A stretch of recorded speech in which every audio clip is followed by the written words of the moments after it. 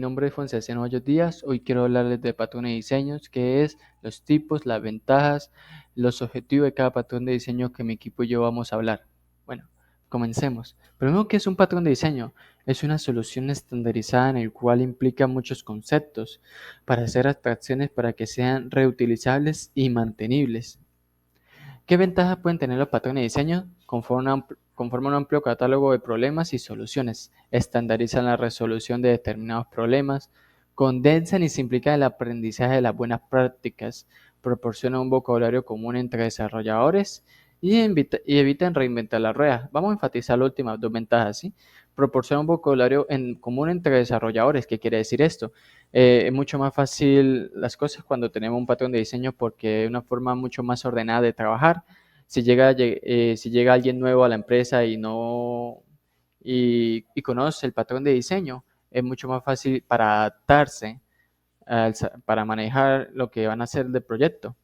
Evitan reinventar la rueda. ¿Qué quiere decir? Que no comenzaremos desde cero, como que hacer la misma cosa dos veces, sino que ya con lo que ya se ha trabajado se puede volver a reutilizar para llegar a tener un punto pero no ser el inicio. ¿Qué podría pasar donde no existieran los patrones de diseño? La verdad, eso sería un caos. ¿Por qué? Porque primero que todo no tendría un orden las cosas. También no existirían variables sin utilizar, existirían varios bugs.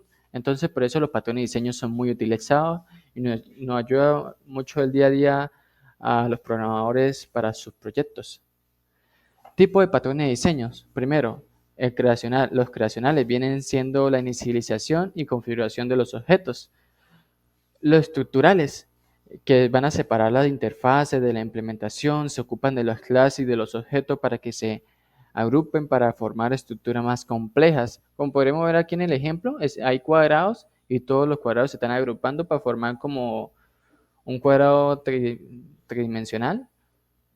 Entonces, más o menos eso es lo que quiere decir. Comportamiento. Describe a los objetos y clases implicadas y la comunicación entre ellas. Bueno, vamos a hablar de uno de los patrones de diseño, el patrón de diseño Singleton. ¿Qué quiere decir o qué es el objetivo del patrón de diseño Singleton? Es tener una única instancia de una clase durante toda la aplicación. Por ejemplo, podemos ver que el modelo es muy sencillo. Aquí tenemos las pruebas, aquí tenemos el Singleton, que es una instancia que solo se hará una vez. Vamos a dar un ejemplo para que sea más claro. Imaginemos que tenemos n usuarios y de esos n usuarios van a instanciar cada vez que quieran, van a instanciar una lista de países. Entonces el usuario 1 instanciará lista países, el usuario 2 también, el usuario N va también a instanciar una lista de países. ¿Esto qué pasa? Tenemos el problema de que en el llegado caso eso consume mucha memoria y eso es más costoso. Entonces Patton Singleton lo que va a hacer que es agarrar la lista de países que solo se ha instanciado una vez. Y cuando un usuario N quiera la información de un país, pues solo se verá de lo que solo agarrará lo que ya se instanció de un usuario anterior, para que no tenga que instanciarlo otra vez. Y eso será menos espacio en memoria y eso es muy ventajoso en este patrón, pero también tiene sus defectos que lo voy a hablar a continuación. Primero, las ventajas que instancia un objeto una única vez, según el ejemplo es muy conveniente, según el caso. Hay casos en realidad que no es muy conveniente tener una sola instancia, consume menos memoria, eso es cierto y nos ayuda bastante, pero tiene las desventajas, en cualquier momento se tiene que instanciar más de una vez, eso también es muy importante. Depende de una sola instancia. En el llegado caso una instancia se llega a romper, todo el proyecto puede llegar a romperse por solo instanciarse una vez. Bueno, el otro patrón de diseño es fábrica. ¿Qué quiere decir la fábrica? La fábrica tiene primero una interfaz, como vemos en el modelo. Aquí viene siendo la interfaz y sus implementaciones, que serían las figuras, que sea círculo, cuadrado y rectángulo. La fábrica vendría siendo esto.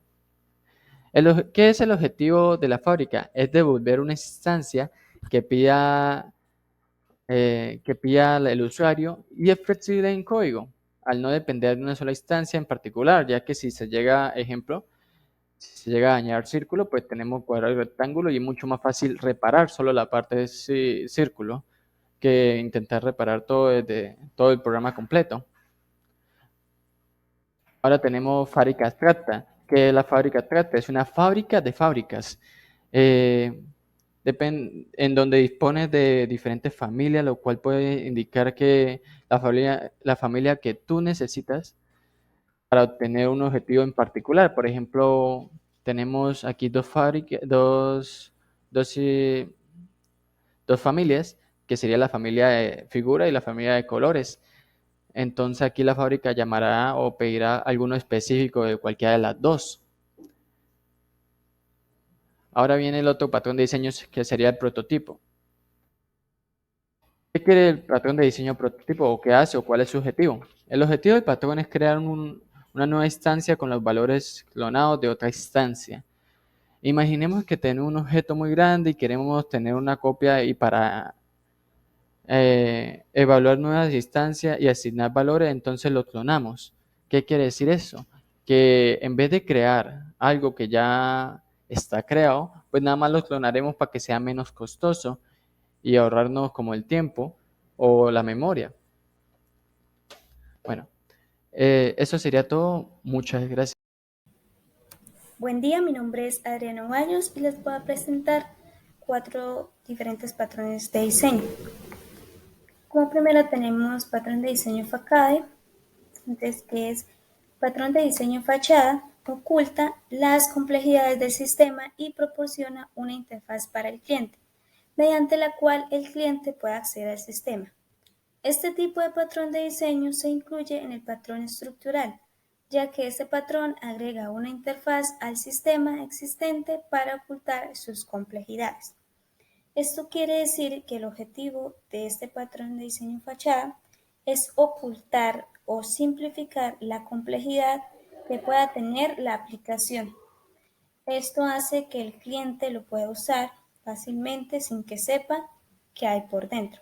Entonces, una analogía en el mundo real es cuando hacemos llamadas para hacer un pedido por teléfono.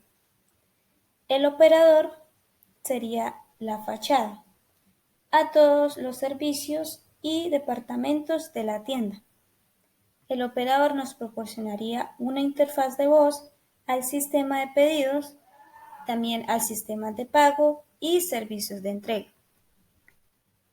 Como implementación tenemos el ejemplo del diagrama de OML en el que tenemos una interfaz y sus diferentes implementaciones. El patrón fachada estaría representado en la clase ShapeMaker, en esta clase, que tiene referencia a las 3 implementaciones y las operaciones de acuerdo a estas implementaciones. Entonces, el cliente lo que hace es utilizar esta fachada para poder disponer de las operaciones de las implementaciones. Entonces, no se pasa directamente a estas implementaciones, sino que utiliza la clase fachada. Entonces, como pros y contras de este diseño, tenemos como pro, puede aislar el código de la complejidad de un subsistema, y como contra es que una fachada puede convertirse en un objeto todopoderoso acoplado a todas las clases de una aplicación. Entonces, también tenemos patrón de diseño decorador, el cual permite al usuario agregar nuevas funciones a un objeto existente sin alterar su estructura. Este tipo de patrón de diseño se incluye en el patrón estructural, ya que este patrón actúa como un envoltorio para la clase existente. Entonces, con este patrón podemos agregar diferentes funcionalidades a un objeto existente, sin necesidad de cambiar su estructura. Como se puede ver en la imagen, se pueden agregar diferentes funcionalidades, pero sin cambiar la estructura normal. Como ejemplo de implementación, tenemos la clase anterior, el diferente diagrama anterior con el ejemplo de interfaz e implementaciones. Sobre esta se crearía una clase abstracta llamada figura decorator, sería esta, el cual su objetivo es poder disponer de un intermediario para que más adelante implemente una clase en particular al decorator. Entonces, esta clase particular sería esta, en donde si se quiere decir que, por ejemplo, quiero una figura roja, se tiene un decorador rojo, sin alterar ya la estructura básica que teníamos antes. Y por ejemplo, si se quiere implementar otro color, sería azul, se implementaría acá. Y eso pues tampoco afectaría su estructura principal. Como aplicabilidad, como decíamos anteriormente, utiliza el patrón decorador cuando se necesita asignar funcionalidades adicionales a objetos durante el tiempo de ejecución sin descomponer el código que utiliza estos objetos. El patrón decorador permite estructurar tu lógica de negocio en capas, crear un decorador para cada capa y componer objetos con varias combinaciones de lógica durante el tiempo de ejecución. El código cliente puede tratar a todos estos objetos de la misma forma, ya que todos siguen una interfaz común. También utiliza el patrón cuando resulte extraño o no sea posible extender el comportamiento de un objeto utilizando la herencia. Entonces nos dicen que muchos lenguajes de programación cuentan con la palabra clave final, que puede utilizarse para evitar que una clase siga extendiéndose. Para una clase final, la única forma de reutilizar el comportamiento existente será envolver la clase con tu propio wrapper utilizando el patrón decorator. Mi nombre es Andrés Norberto Cáceres Becerra y en este video voy a explicar algunos de los patrones de diseños que existen. El primer patrón de diseño que voy a explicar se llama Memento. Bueno, este es un patrón de diseño de comportamiento que te permite guardar y restaurar el estado previo de un objeto sin relevar los detalles de su implementación. Y todo, bueno, para volver a ese estado se tienen que haber guardado antes unos puntos de control. O sea, cada vez que va avanzando la aplicación, en ese objeto se le pueden ir guardando estados para posteriormente usted invocar uno de esos estados anteriores y llamarlo. La estructura que tiene este patrón de diseño es la siguiente. Tiene una clase originator, que es la que permite producir instancias de su propio estado y así restaurar su estado a partir de las instancias cuando sea necesario. Tiene otra clase que es memento, que esta clase lo que permite es eh, eh, hacer que el memento sea inmutable, o sea, que no se pueda alterar o modificar. Y esta clase solo recibe datos por medio de su constructor. Y tenemos la caretaker, que la caretaker sabe no solo cuándo y por qué capturar el estado del originador, sino que esta es la que nos permite, bueno, esta clase lo que hace es internamente ir al historial de los estados que se tienen de ese objeto, sacar el estado que se busca de ese historial y mandárselo al método de restauración de la originadora. Sería este método el que le mandaría. Y así sería como funciona la estructura del patrón de diseño Memento. El siguiente patrón de diseño se llama observador en español, que este lo que permite es definir un mecanismo de suscripción para notificar a varios objetos sobre cualquier evento que le suceda al objeto que está observando. Se podría resumir que, o sea, si hay varias personas que están suscritas a lo que pase en un objeto, o sea, cuando en ese objeto ocurra una actualización, se les va a notificar a esas personas que están suscritas. Esta estructura funciona de la siguiente manera. Tiene una clase llamada Publisher, que es la que envía los eventos de interés a otros objetos. Y también los notificadores contienen una infraestructura de suscripción que permite a nuevos y antiguos suscriptores abandonar la lista. O sea, permite que se añadan nuevos o se eliminen ya unos existentes, pero esta le va a estar enviando notificaciones solo a los que están suscritos. Y también tenemos la interfaz subscriber, que esta es la que declara la interfaz de notificación. Esta es la que, o sea, consiste en un método date y el método puede tener varios parámetros que permiten al notificador pasar algunos detalles del evento junto a la actualización. También tenemos otras clases que son las Concrete Subscribers, que estas son las que realizan acciones en respuesta a las notificaciones emitidas por el notificador. Y o sea, cada notificación se va haciendo una nueva Concrete Subscribers con dicha información que va generando esta notificación. Y por último tenemos la clase cliente, que esta es la que crea los objetos de tipo notificador y suscriptor y los crea por separado. Después los registra los suscriptores para las actualizaciones del notificador. El siguiente patrón de diseño que tenemos es Strategy. El Strategy, bueno, es un patrón de diseño de comportamiento que lo que permite es definir una familia de algoritmos y por medio de estos eh, colocarlos por clases separadas y hacer de sus objetos sean intercambiables. La estructura strategy eh, tiene, bueno, tiene las siguientes clases.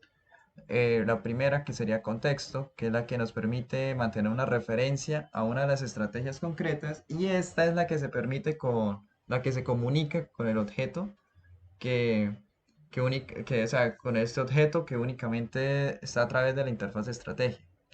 Y la interfaz estrategia es la que, bueno, es la más común de todas, declara un objeto de la clase contexto y esta es la que ejecuta una estrategia. Y las Concrete Strategies son las que implementan distintas variaciones de un algoritmo de la clase que la clase contexto utiliza. O sea, los diferentes algoritmos estarían acá y dependiendo de lo que se va a utilizar se va llamando allá y estrategia lo va mandando el contexto que se necesita.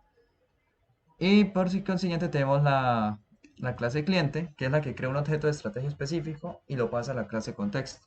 Y esta clase contexto es la que expone el modificador set, que es el que permite mandar a los clientes o sustituir la estrategia social contexto durante el tiempo de ejecución. Por último voy a hablar del patrón de diseño DAO, que es Data Access Object en inglés y en español sería patrón de objeto de acceso a datos o patrón DAO, resumiendo las siglas. Este patrón se utiliza para separar las operaciones o las APIs de acceso a datos de bajo nivel de los servicios comerciales de alto nivel. O sea, se va separando poco a poco para ir mandando todo para completar algo más grande, se podría decir. Y los siguientes son los participantes en el patrón de objetos de acceso a datos. Entonces, ese tiene una estructura. La estructura dada es la siguiente. Se tiene un business object y cuál es el que representa un objeto con la lógica del negocio. Un Data Access Object, el cual es el que representa la capa con la que se va a acceder o con la que se oculta la fuente y los detalles técnicos para recuperar los datos. El Transfer Object, que este es el objeto plano que implementa el patrón Data Transfer Object, o también conocido DTO, resumiendo las siglas. Este es el que nos sirve para transmitir la información entre el DAO y el Business Service. Y el data source representa de maneras abstractas la fuente de datos, la cual puede ser una base de datos, web service, archivos de texto, etc. Entonces esa es la que se conecta y trae la información dependiendo de dónde se tenga almacenada. Y estas son las que van transfiriendo eh, paso a paso toda la información que va recibiendo. Y bueno, lo que propone la estructura DAO es que se separe por completo la lógica del negocio y la lógica para acceder a los datos. O sea, va siendo como un divide y vencerás entre la información y la lógica que se está manejando en ese negocio para para no sobrecargar el sistema tampoco y hacerlo de una manera más eficiente. Y eso sería todo. Entonces aquí se pueden ver algunas de las referencias que utilicé para hacer este video y estas diapositivas. Y muchas gracias por su atención.